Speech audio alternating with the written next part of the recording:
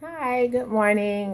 This is Vicky, your lupus goddess. That's what I'm calling myself at this point.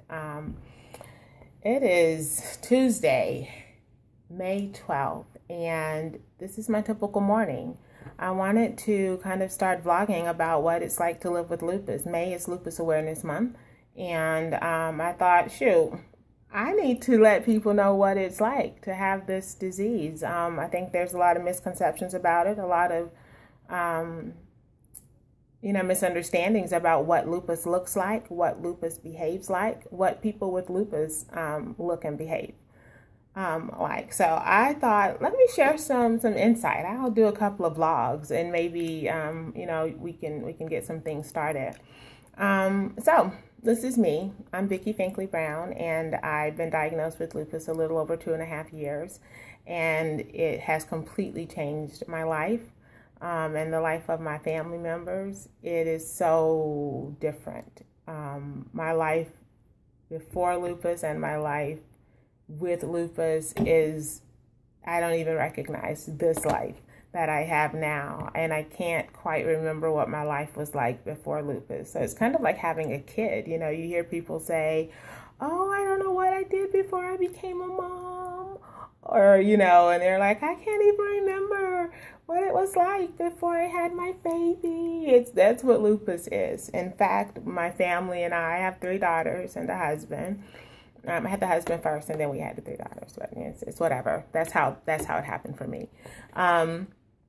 But we've actually taken to calling my lupus, which is really our lupus, because the whole family's affected by this illness. But he's our son. We have 3 daughters, and then we have a surprise, our backseat blunder, we call him Loopy Fiasco. He gets a birthday party every year on February 15th because that's when I was diagnosed. So Loopy gets a birthday party every year, and he gets cupcakes and ice cream and streamers and balloons. And so Loopy is our really, really bad behaved son. He doesn't listen very well. He doesn't take kindly to discipline. He just, he's not the best behaved son. But, what do? You can't give your son away just because he doesn't listen and he doesn't behave. He aggravates his sisters to no end.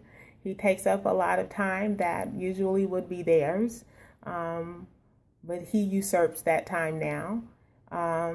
He requires so much attention. He is just, an attention whore is what he is. And he's just, he's a bad boy is what he is. So, when mommy has to give time to Loopy, the sisters know, oh God, is Loopy misbehaving again, mommy? And yeah, Loopy's misbehaving again. So, Loopy's our backseat blunder, and he's our little boy who will never ever grow up, and we will never ever be able to send Loopy away to college or anything like that. Loopy's always going to be here with mommy and daddy. And so that's kind of, my little small introduction to what's happening here in Loopyville is what we call it. But my life does not consist just of being the mother to Loopy Fiasco. I'm slowly reemerging as the beautiful butterfly from the cocoon that being diagnosed with lupus has kind of wrapped me in. So I am starting to emerge from this cocoon and starting to spread my wings. So the butterfly symbol for us lupus warriors is beautiful, and I completely get the metaphor, and it takes a while for us to get out of that cocoon and to start to spread the wings and see that there is life after lupus, and that we can still function as human beings. It just takes some getting used to, some understanding, some finagling, some self-love, some leniency with ourselves, some letting go. And we have to really, kind of understand that we're not the same people we were before. We can't do the same things that we did before. And we have to give ourselves permission to be the butterflies that we are now, instead of the kind of, rambunctious caterpillars that we were before. And it's hard to do that, but we have to accept it or we're never going to fly, right?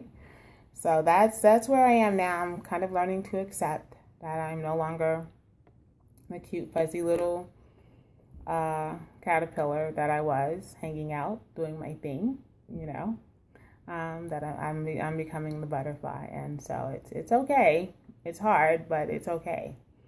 So here's a typical day for this lupus warrior. I get up every morning at about 6:30, take care of hygiene. My kids are pretty self-sufficient. I have a 14-year-old, an 11-year-old, and an 8-year-old, all girls. And they're really self-sufficient. So they get up every morning, they get themselves cleaned up, get themselves dressed, and get breakfast and lunch taken care of. And they all know get in the car by a certain time. My husband's doing his thing, and he's out by 6:35. He just makes sure I'm up so I can drive the kids to school when I can drive the kids to school. Some mornings I can't drive the kids to school. So my mom comes and takes care of that for me when I can't drive the kids to school. And some days, I'm just like, oh, Lord, what to do? So the kids get to school in the morning, and I come back home and I walk our dog around our block.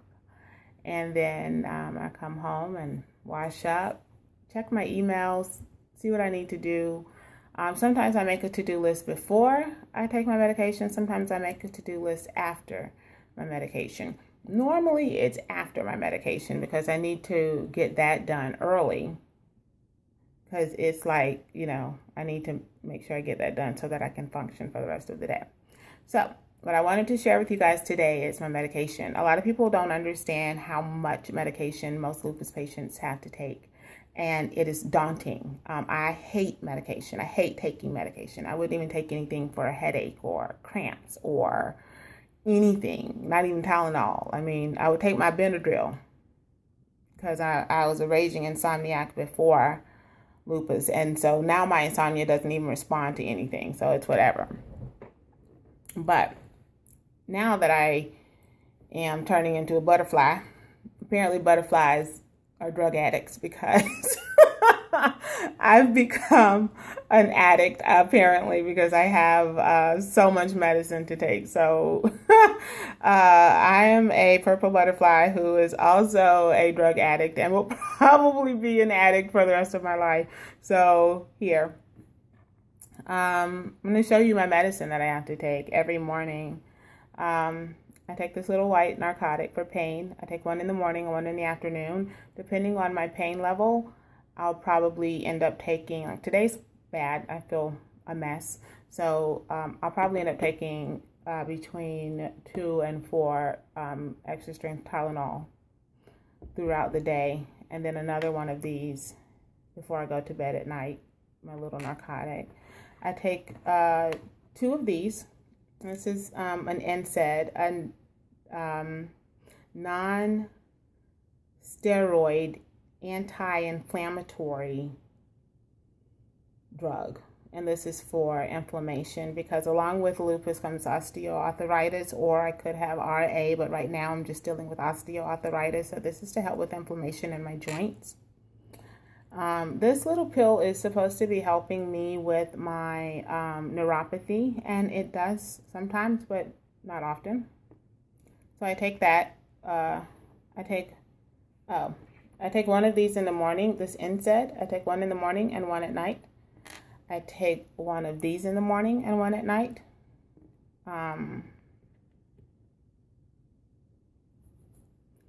This is the drug of choice for most lupus patients. This is kind of like the first defense against lupus. It's Plaquenil. It's an anti-malarial drug, really. It's supposed to keep you from getting malaria when you go down into the jungles, if you're into that kind of stuff. So when the mosquito bites you, you won't end up with malaria. But this has also been proven to really help lupus patients protect our organs and things of that nature. So this is the go-to drug for most lupus patients, is Plaquenil.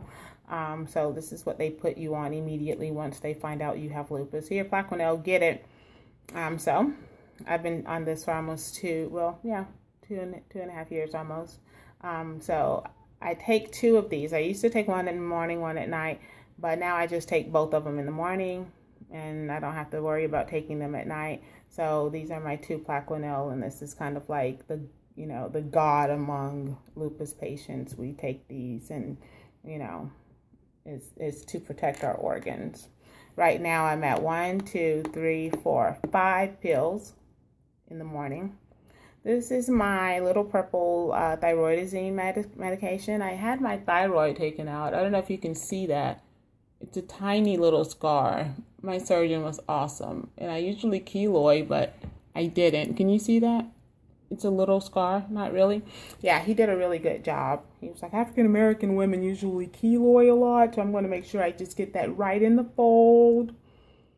And we don't want that keloiding. So he was great. But I had a lot of inflammation in my thyroid, cysts and things of that nature.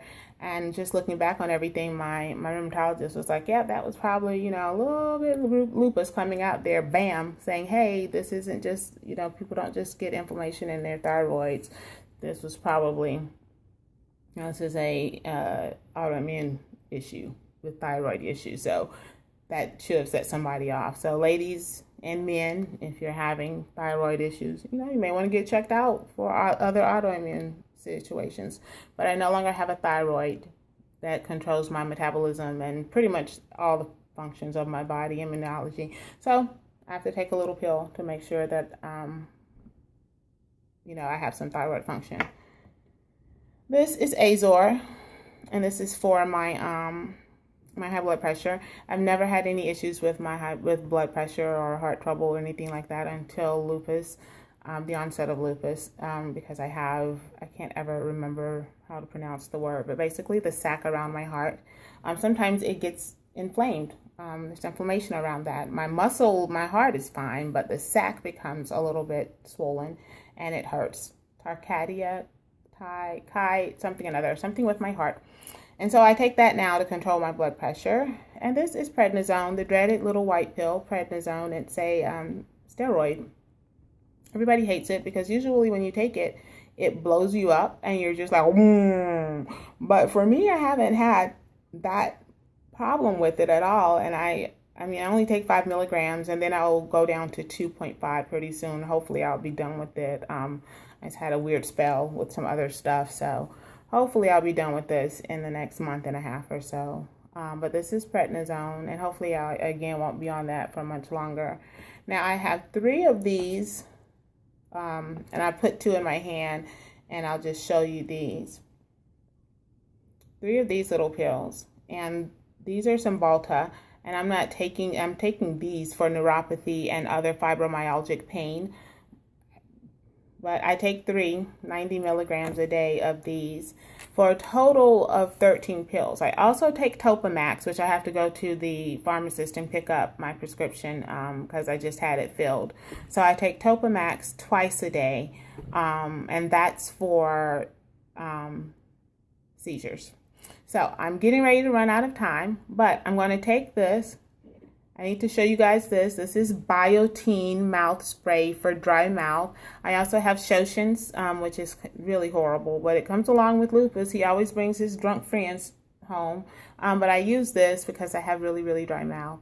My time is about up. I just wanted to let you know that this is what lupus looks like. This is what a butterfly in training looks like.